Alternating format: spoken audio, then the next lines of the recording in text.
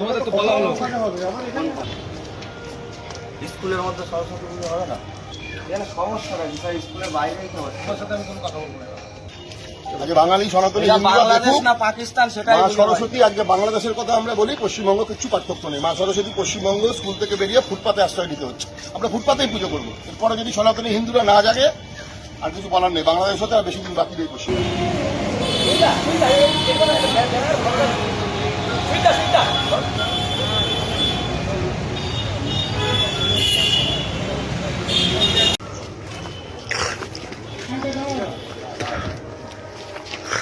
তোমাদের তো বলা হলো